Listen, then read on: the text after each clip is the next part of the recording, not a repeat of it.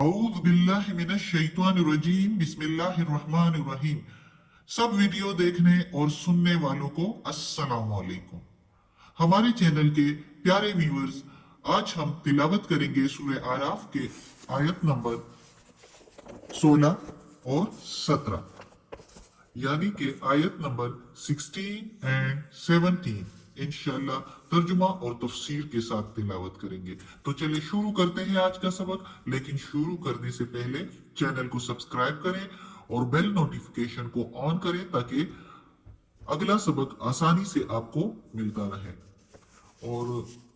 زیادہ سے زیادہ شیئر بھی کریں۔ اگر شیئر کریں گے تو زیادہ ثواب ملے گا سب کو، آپ کو بھی اور مجھے بھی۔ تو چلے شروع کرتے ہیں آج کا سبق۔ اعوذ باللہ من الشیطان الرجیم بسم اللہ الرحمن الرحیم۔ قال کہا، فبما پس ساتھ جو یا پس جس کی وجہ سے، یعنی شیطان نے کہا، اغویتنی گمراہ کیا تو نے مجھ کو، اغوے اغوا کرنے کو یا گمراہ کرنے کو، تو نے نی کے میننگ مجھے، لَأَقْعُدَنَّ ضرور ہی ضرور، لا کے میننگ ادھر ہم لیں گے ضرور ہی ضرور، یا اس کے میننگ البتہ بھی لے سکتے ہیں، اس کے میننگ تاکہ بھی ہو سکتا ہے، لیکن ادھر ہم اس کے میننگ لیں گے ضرور ہی ضرور۔ اقعدن بیٹھوں گا، لہم ان کے لیے، یعنی حضرت آدم علیہ السلام اور اس کی اولاد کے لیے، صراطک راستے میں، صراطک المستقیم ان کے سیدھے راستے میں، یعنی جو پرہیزگاری والا راستہ ہے، جو اللہ کی رضا والا راستہ ہے، جو اللہ کے احکامات کے مطابق زندگی گزارنے والا راستہ ہے، اس میں بیٹھوں گا ان کے آگے۔ اب اس آیت کا مطلب کیا ہے؟ شیطان کہتا ہے کہ اے اللہ، کہتا ہے یعنی قالا شیطان نے کہا، جس کی وجہ سے تو نے مجھے گمراہ کیا، اللہ تعالیٰ کو کہتا ہے۔ اب اپنی نافرمانی کا الزام اصل میں شیطان جو ہے اللہ تعالیٰ پر ڈال رہا ہے، اور اللہ تعالیٰ کو ذمہ دار ٹھہرا رہا ہے کہ اے اللہ، تو نے جو مجھے گمراہ کیا اس آدم علیہ السلام کی وجہ سے، تو میں بھی ان کی راہ میں بیٹھوں گا۔ یعنی جو مہلت مانگی ہے، پچھلی آیتوں میں ہم نے پڑھا ہے، پچھلے سبق میں، کہ اللہ تعالیٰ سے مہلت مانگی کہ مجھے مہلت دی جائے، قیامت کے دن تک اللہ تعالیٰ نے اس کو مہلت دے دی۔ تو اب اللہ تعالیٰ سے کہتا ہے کہ جیسے تو نے مجھے گمراہ کیا تو میں ان کو گمراہ کروں گا، اور اللہ تعالیٰ کو کہتا ہے کہ تو نے مجھے گمراہ کیا۔ اب دیکھو، شیطان خود دل میں جو سرکشی اس کی چھپی ہوئی تھی اور جو نافرمانی اس کے دل میں تھی، تو اس کا پردہ اللہ نے چاک کر دیا۔ اللہ کو تو سب کچھ پتا تھا اس کی نافرمانی کا، کہ وہ کس طرح میری عبادت کیوں کر رہا ہے۔ اس کی خواہش ہے کہ نائب مجھے بنا دیا جائے زمین پر۔ تو چونکہ اس کے لیے اللہ تعالیٰ نے شیطان کا پردہ چاک کرنے کے لیے، وہ اس کی سرکشی سامنے لانے کے لیے اللہ تعالیٰ نے حضرت آدم علیہ السلام کو بنایا اور اس کو دنیا میں نائب اپنا بنایا زمین پر۔ تو اس کی جو نافرمانی تھی شیطان کی، وہ سامنے آ گئی، اور وہ کیا کہتا ہے کہ تو نے مجھے، اللہ تعالیٰ سے کہتا ہے کہ مجھے گمراہ کیا، حالانکہ وہ خود گمراہ تھا پہلے سے ہی، اپنے دل میں اس کی گمراہی چھپی ہوئی تھی، سرکشی چھپی ہوئی تھی، اور اگر اللہ ایسے نہ کرتا تو اس کی وہ گمراہی، وہ سرکشی اس کے دل ہی میں چھپی رہتی، لیکن اس نے اس کا پردہ چاک کر دیا اور آدم علیہ السلام کو بنا دیا، اور اللہ نے آدم علیہ السلام کو پیدا کر کے اور اس کو فرشتوں سے اور ابلیس سے کہا کہ اس کو سجدہ کرو، تو اس نے سجدے سے انکار کیا اور اس کی گمراہی اور سرکشی سامنے آ گئی۔ اب اس آیت میں اللہ تعالیٰ کو شیطان جو ہے وہ ایک چیلنج دے رہا ہے۔ یہ وہ چیلنج ہے جو ابلیس نے اللہ تعالیٰ کو دیا، اور اس کا مطلب یہ ہے کہ یہ جو مجھ کو مہلت قیامت تک دی گئی ہے، جو پچھلی آیتوں میں ہم نے پڑھا کہ مہلت دی گئی، تو یہ مہلت جو مجھ کو ملی ہے، اس سے میں خوب فائدہ اٹھاؤں گا، اور میں یہ ثابت کرنے کی پوری کوشش کروں گا کہ انسان کو جو یہ فضیلت اللہ نے دی ہے کہ فرشتوں کو کہا کہ سجدہ کرو اور مجھ کو کہا کہ سجدہ کرو، تو ابلیس نے خود تو سجدہ نہیں کیا اور اس کی سرکشی سامنے آ گئی، لیکن فرشتوں نے اس کو سجدہ کیا، اور یہ اللہ تعالیٰ نے فضیلت دی۔ کتنی بڑی فضیلت دی اللہ تعالیٰ نے آدم علیہ السلام اور اس کی اولاد کو، یعنی کہ انسان کو اللہ تعالیٰ نے فضیلت دی ساری مخلوقات پر، اور فرشتوں سے جو ہے سجدہ کروایا. تو شیطان نے اب اللہ تعالیٰ کو چیلنج دیا کہ اب ان کو جو اتنی فضیلت انسان کو اللہ تعالیٰ نے دی کہ فرشتوں سے سجدہ بھی کروایا اور مجھے جنت سے نکالا گیا، اتنی فضیلت دی، تو میں یہ ثابت کر کے رہوں گا کہ یہ اس کے مستحق نہیں ہے، یہ انسان اس فضیلت کے مستحق نہیں ہے، یہ میں ثابت کر کے دکھاؤں گا. یہ شیطان نے کہا اللہ تعالیٰ سے، جو اللہ نے میرے مقابلے میں اس انسان کو اتنی فضیلت دی تو میں آپ کو دکھاؤں گا کہ یہ کتنا ناشکرا ہے، کیسا نمک حرام ہے اور کیسا احسان فراموش ہے. اور وہی کر کے دکھایا اللہ تعالیٰ کو کہ حضرت آدم علیہ السلام کو جو اللہ تعالیٰ نے جنت میں ٹھہرایا تھا اور اس کے لیے اس کے ساتھی کا بندوبست بی ہوا کا بھی کر دیا، لیکن شیطان نے ان کو وسوسے ڈال کے اور اپنا جو شر ہے وہ ڈال دیا ان کے ذہنوں میں، جو ہے وسوسے ڈال کے، اور ان کو جنت سے ان کو بھی اتروا دیا. اب شیطان تو خود گمراہ تھا جس کی ذمہ داری اللہ تعالیٰ پر ڈال رہا ہے، اور اسی کی دشمنی انسان کے لیے وہ جو ہے اس نے شروع کر دی کہ اب میں انسان کا دشمن رہوں گا اور اس کو جو ہے راستے سے، سیدھے راستے سے ہٹاؤں گا، یعنی جو جنت کی طرف جاتا ہے، فرما برداری کا راستہ جو ہے، جو تقوی پرہیزگاری کا راستہ ہے، اللہ کے نیک بندے جو اس پر چلیں گے تو میں اس کے راستے میں بیٹھوں گا اور ان کو گمراہ کروں گا، غلط فہمیاں ان کے دلوں میں ڈالوں گا. اور شیطان نے بابا آدم علیہ السلام کو تو جنت سے نکلوا دیا، جس کی وجہ سے آدم علیہ السلام کے دل میں بھی شیطان کے لیے نفرت پیدا ہو گئی، دشمنی پیدا ہو گئی. اور چونکہ بابا آدم علیہ السلام کو بھی اللہ تعالیٰ نے جنت سے نکال دیا اور زمین پر بھیج دیا، تو اب کیا ہو گیا؟ یہ زمین جو ہے، یہ سمجھ لو کہ اب زمین جو ہے ابلیس اور حضرت آدم علیہ السلام اور اس کی اولاد کا جنگ میدان بن گیا. اصل میں شیطان اور انسان کا جنگ میدان بن گیا.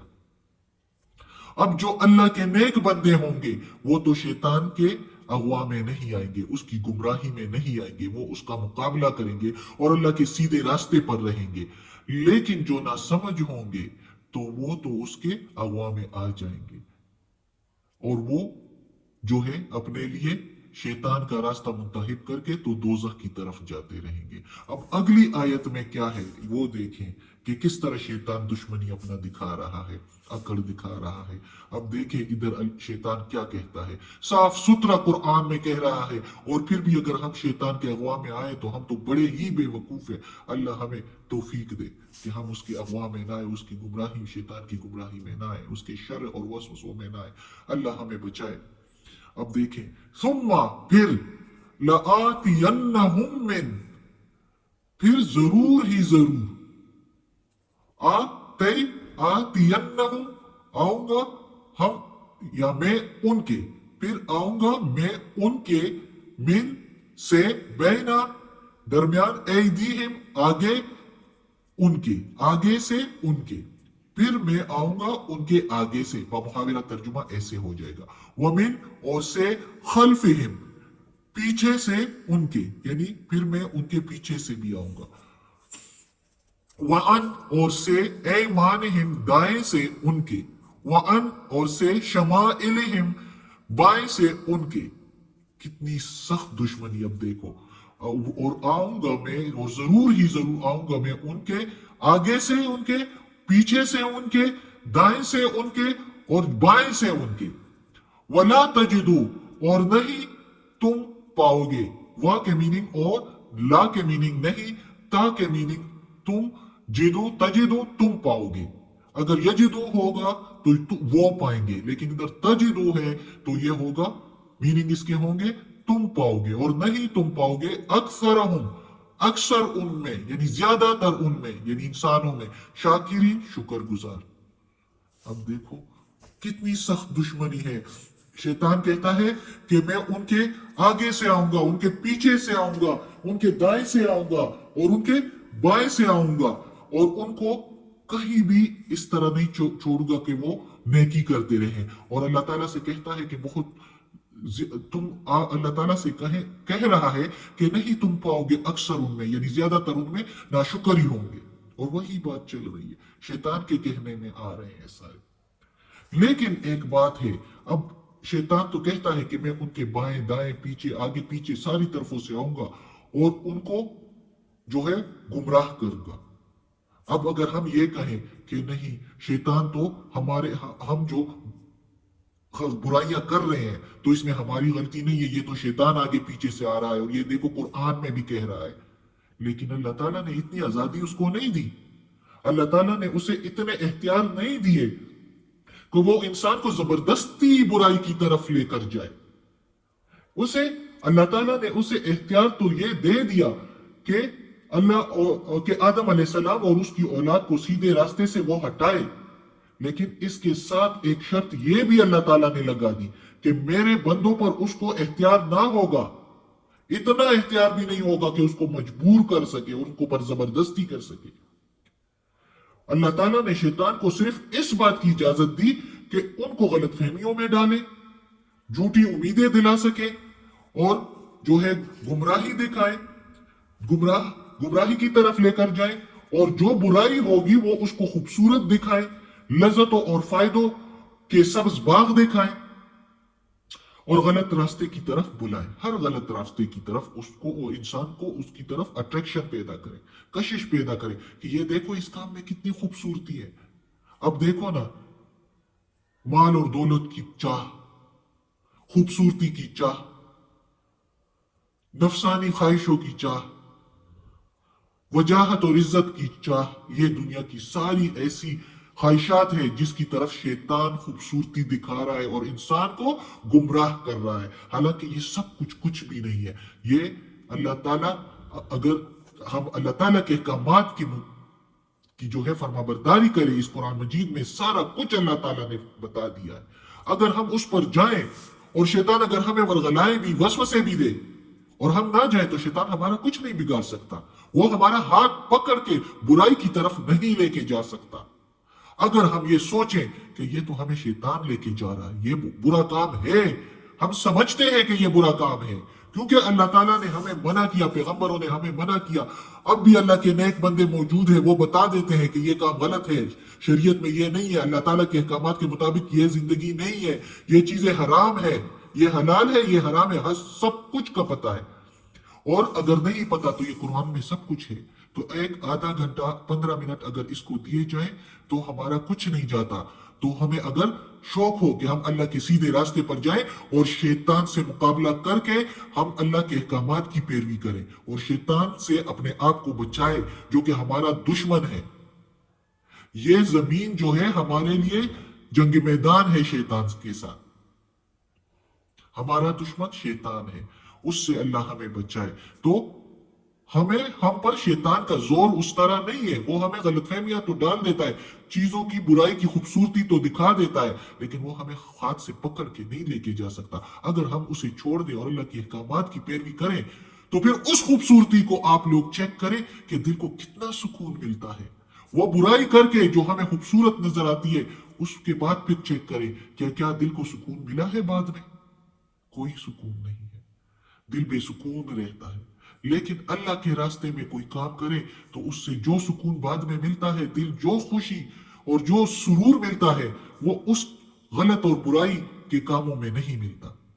لیکن جو اس کی طرف جاتے ہیں تو وہ پھر اللہ کے ناشکرے بندے ہوتے ہیں، اور اکثر اب ایسے ہی ہے۔ اللہ ہمیں اپنے نیک بندوں میں شامل کرے، اور اللہ ہم سب مسلمانوں کو اپنے سیدھے راستے پر چلائے اور شیطان کے بہکاوے سے بچائے۔ آمین ثم آمین۔ آج کا سبق ختم ہوتا ہے، اور